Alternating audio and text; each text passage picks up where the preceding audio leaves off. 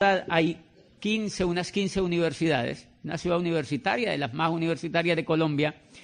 Entonces, la gente estaba enfocada en ser profesional. Luego, una ciudad que tenga 280.000 habitantes, donde haya 15 universidades, ¿qué creen que están haciendo los jóvenes? Estudiando. ¿Qué creen que están haciendo los padres? Pues ejerciendo lo que estudiaron y esperando que sus hijos terminen la carrera para ejercer lo que también estudiaron. O sea, toda una comunidad enfocada en estudiar carreras. Una comunidad completamente profesionalizada, un poco difícil de que entendiera este negocio. Y muchos diamantes no iban ahí a Popayán porque decían que el terreno no era fácil para desarrollar el negocio. Cuando nosotros llegamos al negocio, cuando yo llegué al negocio, yo trabajaba en esa universidad y obviamente a mí me gustaba la educación. A mí me gustaba la educación. Luego, como me gustaba la educación, yo por eso había aceptado ser rector de esa universidad, me gustaba mucho el tema de la gente y me gustaba obviamente el tema de la educación.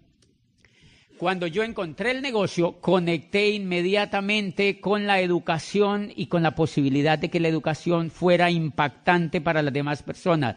Número uno, esa educación empezó a impactar en mí. Una vez esa educación empezó a impactar en mí, empezó a impactar en mi liderazgo y empecé yo a impactar en otros. Por eso la responsabilidad de los líderes. ¿Por qué me impacté en el negocio? Me impacté en el negocio porque por primera vez en la vida me daba cuenta de algo que después de haber estudiado 30 años no me había dado cuenta. Y eso es impresionante. Yo todavía me impresiono que hubiese estudiado 30 años.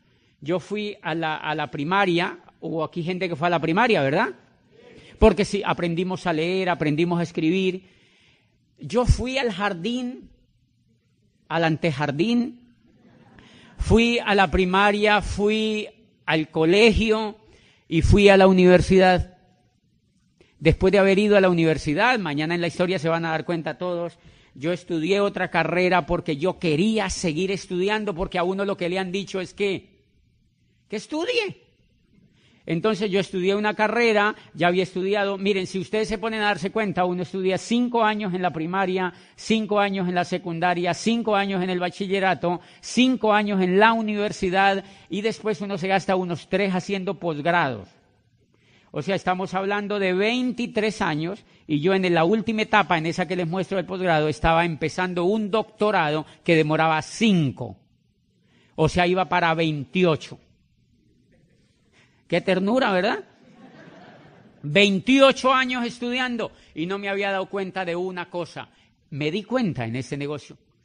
Me di cuenta en ese negocio que yo había sido preparado para trabajar en la era industrial.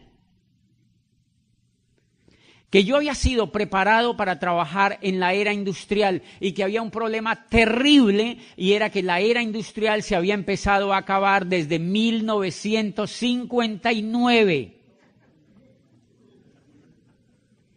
Y yo en 1991 ingresaba a estudiar mi primera carrera. Hello. O sea, eso sí es estar uno muy despistado en la vida. Es estar uno muy despistado en la vida. Todo el enfoque familiar, todo el enfoque profesional me llevó a estudiar para trabajar ¿dónde? En la era industrial. Yo no sabía que la era industrial se había empezado a acabar desde 1959 y hay una parte de una obra espectacular de un hombre que vive aquí en los Estados Unidos que dice el mundo, eso me impactó cuando leí eso. Dice, el mundo ya ha asimilado la idea de que de que acabó la era industrial y de que entramos oficialmente a la era de la información. Dice, los negocios como General Motors y Ford Motor Company pertenecen a la era industrial. Dice, las franquicias como McDonald's y esas franquicias famosas son la frontera entre la era industrial y la era de la información. Dice, pero los negocios de mercadeo en red son la auténtica demostración de la era que vivimos, de la era de la información. Y eso me impactó, y eso a mí me impactó. Y claro, eso te da elementos para pensar, ¿cómo así que la era industrial no existe? ¿Cómo así que la era industrial ya se acabó? Y uno de los grandes errores que cometemos todos los seres humanos es hacer lo que hace la montonera. Todos los grandes errores en todas las etapas de la evolución humana se cometen porque el ser humano es un poco rebañista. O sea, nos gusta estar donde están todas las ovejas. O sea, nos gusta estar donde están todas las ovejas. Claro, el gran problema es que la era agrícola duró 10.000 años. La era agrícola duró 10.000 años. 10.000 años duró la era agrícola. ¿Mucho? Bastante. ¿Cuánto duró la era industrial? Menos de 300 años. Quizá la gente creía que la era industrial iba a durar 10.000 años. No, duró menos de 300 años y sucumbió. ¿Cuál es el gran colapso? Nosotros, y esa es una cosa importante para el liderazgo, porque muchos de los líderes no se califican a diamante porque no saben qué es lo que están haciendo. Y si no saben lo que están haciendo, tienen miedo. Tienen miedo de contactar a otros, tienen miedo de dar el mensaje y tienen miedo de tomar una decisión. Una de las cosas que me ayudó a mí fue la información sobre lo que hacía, fue entender lo que yo estaba haciendo. Y entonces eso a mí me impresionó. Si la era agrícola había durado 10.000 años, la era industrial en la cual yo estaba preparado para trabajar ya se había acabado, se estaba terminando de acabar y yo estaba haciendo un doctorado para trabajar en ella. Eso explica una cosa para que los tranquilice a todos. Si ustedes tienen hijos que no quieren estudiar, si muchos de ustedes no fueron a estudiar, los felicito. Los felicito, los felicito. Ustedes, no porque no aprendan, sino porque gracias a su voluntad y gracias a la persona que a usted le mostró este negocio, usted entró a hacer una carrera en la era de la información, en la era vigente, una carrera que es competitiva y que al menos yo estoy seguro que nos va a durar otros 200 años. Al menos nos va a alcanzar para 200 años, ¿verdad? Al menos alcanzamos a morirnos dentro de ella. ¿Qué fue lo que pasó antes? Que los que nacieron en la era agrícola no se alcanzaron a morir. 10.000 años. Muchos de nuestros abuelos, de nuestros padres, nacieron dentro de la era información, de la era industrial, perdón, y alcanzaron a morirse. ¿Qué era lo importante en la era industrial? Jubilarse. La gente entraba a una gran empresa, ¿a qué? A jubilarse.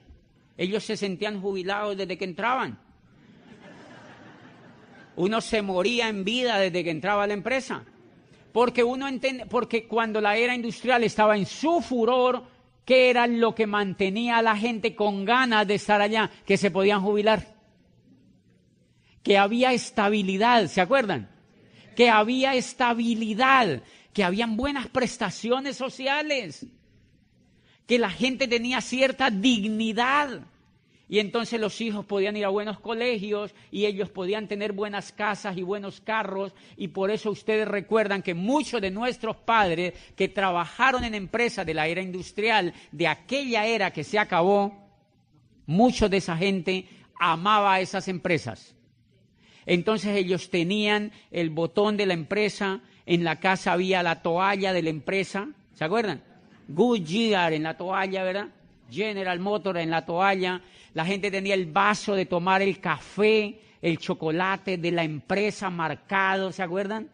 La gente tenía hasta medias con la marca de la empresa, calzoncillos con la marca de la empresa. O sea, tenían identidad con la empresa porque la empresa les permitía. Tenían la bacenilla de la empresa, tenían montones de elementos que les permitía a la gente sentirse orgullosa de lo que hacían. Pregunta: ¿es posible hoy esperar jubilarse en una empresa? No, y mire que responden en coro. No, radicalmente no. ¿Por qué? Porque la era industrial ya se acabó. Si ustedes quieren que les cuente una cosa, mire a dónde llevan la masa del pueblo desinformado. Si usted escucha hablar a cualquier político en los Estados Unidos o en cualquier parte del mundo, le van a decir a la masa desinformada que el empleo se está recuperando. ¡Qué lindos! Porque la masa de allá afuera lo único que hace es ver televisión. Y ellos necesitan mantener a esa gente un poquitico contenta, con un poquitico de esperanza, porque qué tal que les digan: no, esto se acabó. Esto se fregó del todo y ustedes tienen que ponerse las pilas. No les van a decir eso.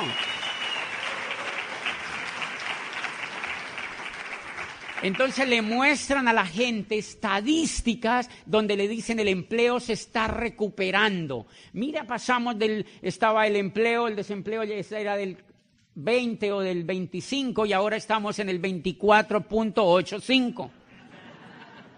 Dice, hemos bajado medio punto y esto va bien, se va recuperando. Toda la teoría, todo lo que sale en este momento de gente seria que analiza el cambio de era, dicen el empleo es un asunto del pasado. El empleo es un asunto del pasado porque el empleo fue la evolución de la esclavitud. El empleo fue el estadio donde llegó la esclavitud una vez y acabó en la era agrícola. Entonces apareció el empleo. El empleo, ¿han visto cómo se le parece a la esclavitud? Es increíblemente parecida. El jefe es el dueño del tiempo tuyo. Y hace 5 años del mío. Imagínate. El jefe es el dueño del tiempo tuyo. El jefe es el que dice cuando tú sales a vacaciones o cuando tú no sales. El jefe es el que te dictamina todo lo que tú puedes o lo que tú no puedes hacer y tú tienes que pasar mucho más tiempo, la gente allá afuera tiene que pasar mucho más tiempo con el jefe que con su familia. ¿Cómo uno explica eso? ¿Por qué la era industrial no se sostuvo? Por montones de factores como eso, porque degeneró la vida en familia, degeneró la vida personal y esclavizó otra vez a la gente. ¿Ustedes conocen gente allá afuera que tiene que trabajar duro para poder solamente sobrevivir? ¿O no conocen? Solo para poder sobrevivir, señores. Cuando el empleo se acaba la segunda era donde evoluciona la esclavitud. Miren lo interesante, lo único que el empleo cambió frente a la esclavitud es que a uno como empleado no le pegan. Es lo único. ¿Y por qué no le pegan? ¿Por qué no le pegan? Porque cuando los grandes empresarios que hubo en Inglaterra, en toda la Inglaterra que se desarrolló después de la máquina de vapor de Watson y cuando iniciaron las grandes empresas, a la gente le pegaban y le pagaban tan poquito, pero tan poquito, que la gente se moría de hambre en las calles de Roma, en las calles de Londres, de Florencia y de Milán. Se morían de hambre comidos por las ratas. Y los trabajadores se rebelaron y quemaron las fábricas. El ser humano, cuando le tocan una parte que es la dignidad, pero hay algunos grupos humanos que cuando le tocan la dignidad, a esa gente le habían tocado la dignidad en lo más profundo, porque había muchos compañeros que perdían la vida, se rebelaron y apareció la primera gran revolución del trabajo y quemaron las fábricas completamente, las arruinaron. Y entonces el Estado incipiente les dijo, ok, vamos a legislar. Eso hay que controlarlo. Señores empresarios, ustedes pueden contratar a la gente, pero hay unas leyes que los van a controlar. Mínimo, les tienen que pagar el salario mínimo. Número 1. Por eso existe el salario mínimo, si no nos pagaban lo que les diera la gana. Si no, la gente diría, no, harta gracia que le dé la comida, ridículo. ¿Sí me entiende? O sea, la gente, la ley le dijo, mínimo le tienen que pagar el salario mínimo. Número 2, no les pueden pegar. Porque si les pegan, incurren en la violación de la ley penal. Por eso es que a uno no le pegan. No le pegan físicamente, pero le pegan psicológicamente a la gente. María, si tú no rindes, hay 50,000 personas de México que quieren pasar la frontera.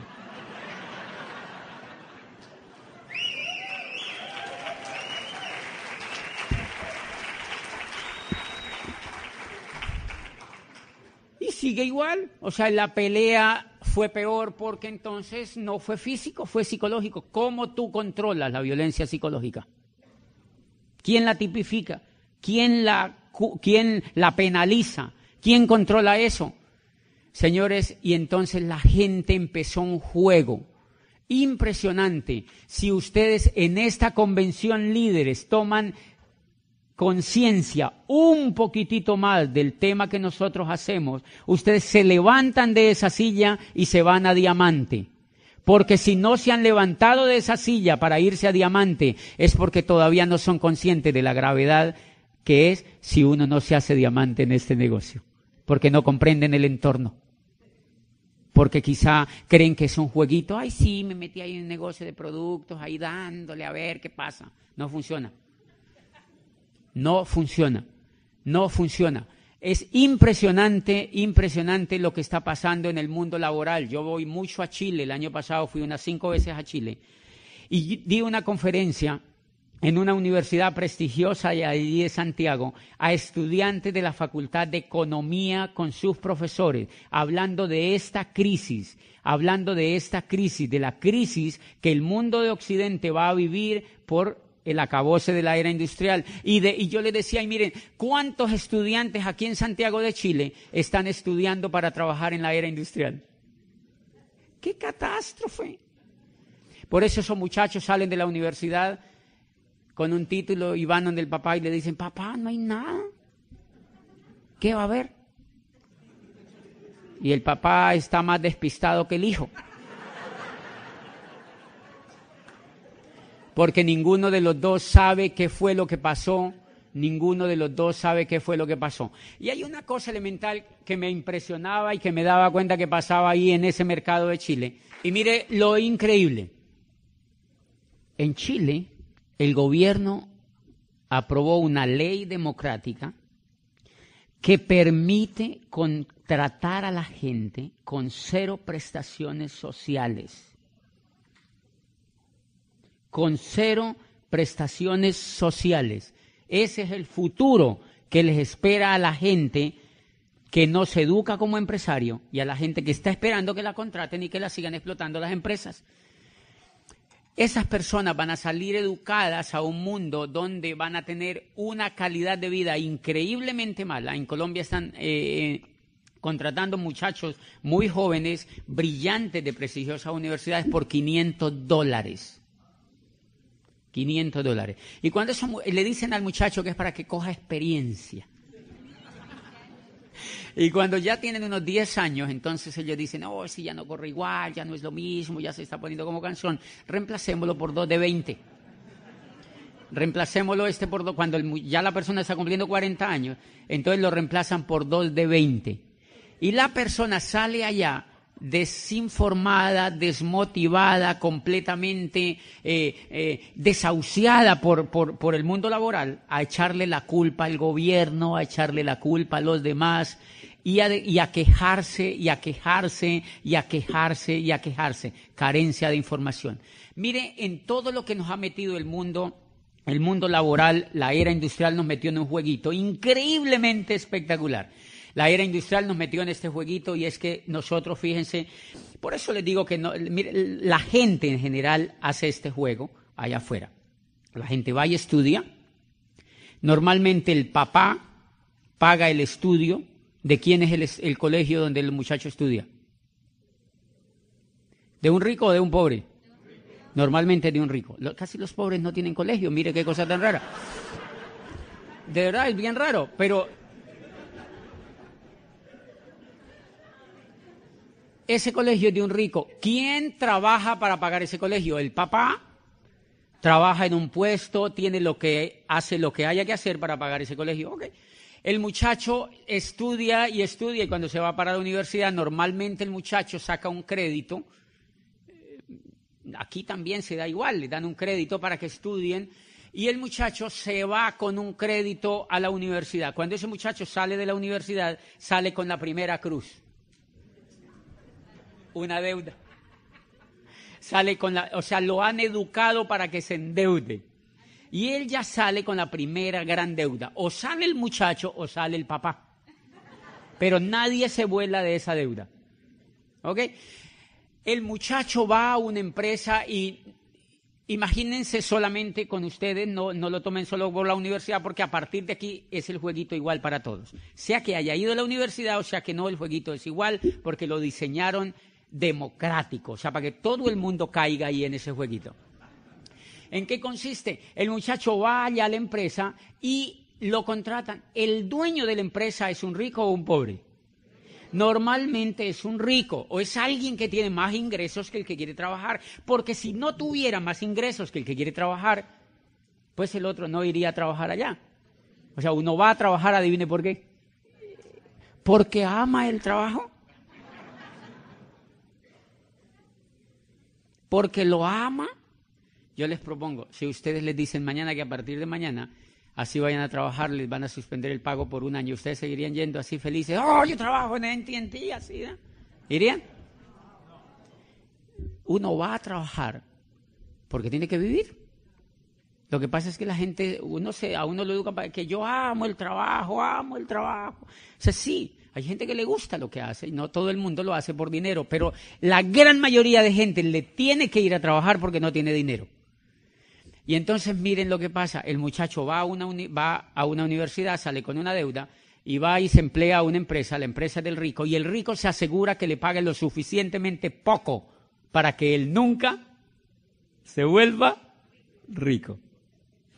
Y el muchacho no sabe cómo es el juego de la economía. Entonces el muchacho se va para la casa y cuando llega a la casa, como él ya tiene sueldo, él dice, estoy como aburrido aquí en la casa. Entonces él va a un centro comercial y en el centro comercial lo primero que ve es un plasma. Y él dice, no, pues yo no lo voy a comprar a contado, yo lo voy a comprar a crédito. ¿Quién le vende el plasma? Un rico.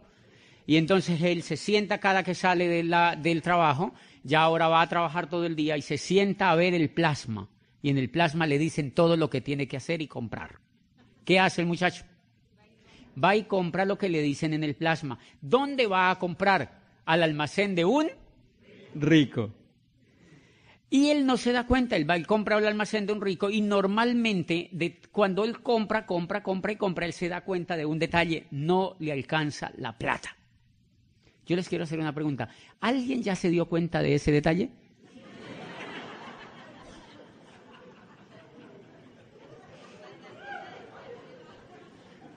Que uno trabaja y no le alcanza la plata. Y uno no entiende qué es lo que pasa. Bien, como uno no entiende qué es lo que pasa, uno vuelve y pide explicación al plasma. Y uno se sienta y uno le dice, y entonces uno dice, no me alcanza la plata. Entonces sale y le dice el plasma, tranquilo, si no le alcanza la plata, hay American Express. Hay Visa, hay Mastercard. ¿De quiénes son esas cosas? De otro rico. Y el muchacho dice, ok, qué interesante, qué país tan chévere este. Pase esa tarjeta para acá. Y se va y con eso soluciona su problema. Sigue comprando. Sigue comprando, sigue comprando, sigue comprando y vuelve, trabaja y ve televisión y ahora la plata que le dan pues la reparte para pagar la tarjeta, que es donde compra el mercado, donde compra cosas para estar bien, pero también esa persona tiene que vivir y normalmente ya no vive donde los papás, sino que vive en una casa. ¿Esa casa él la ha podido comprar? No, es alquilada. ¿De quién es? De un rico. Entonces, mire, ya le paga la universidad la deuda en que lo metió. Ya le paga la visa al rico y ahora le paga la casa que es donde tiene que vivir. Pero como él sigue viendo el plasma, le dice, usted tiene que tener una casa propia. Sus hijos acaban de nacer y usted tiene que tener una casa propia. Televisor, pero no tengo plata. Y el televisor le dice, tranquilo, se la fiamos.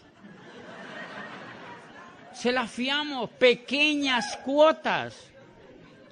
Se la fiamos a 30 años, 30 tiernos años.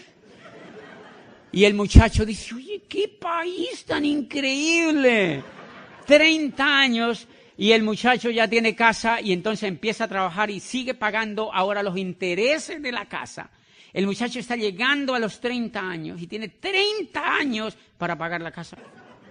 ¿Alguna vez te has sentido así? No con el tema de la próstata, pero sí con el tema.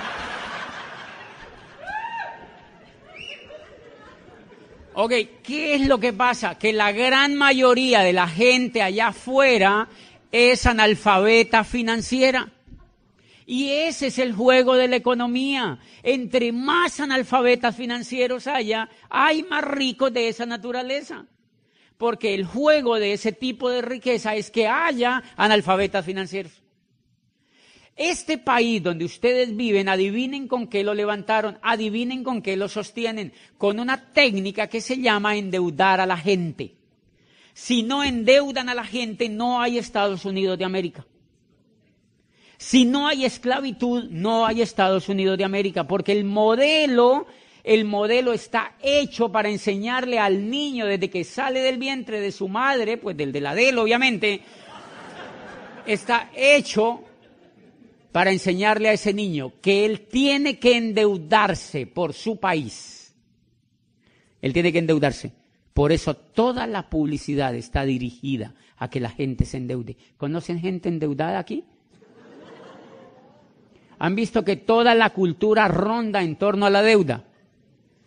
Señores, si uno no entiende ese juego, a uno se le va la vida sin entenderlo y uno nunca puede hacer algo que valga la pena. Por eso amo este negocio. Por eso amo este negocio.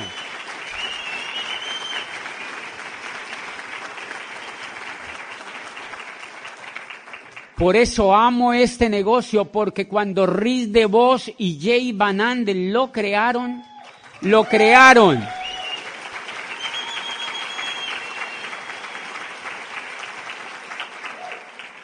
crearon para que tú y yo fuéramos libres. Lo crearon para que tú y yo fuéramos libres. Por eso hay una cosa que me impacta en los textos que DeVos escribió, que me impactó.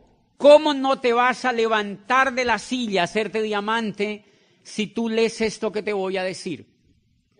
Credo número 5.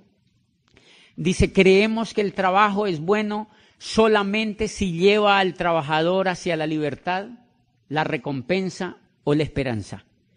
Dice, si tu trabajo no es satisfactorio en lo emocional, en lo psicológico, en lo espiritual y financiero, lo mejor es que lo dejes lo más pronto posible y te consigas otro que sí lo sea. Dice eso Riz DeVos en un libro que se llama Capitalismo Solidario.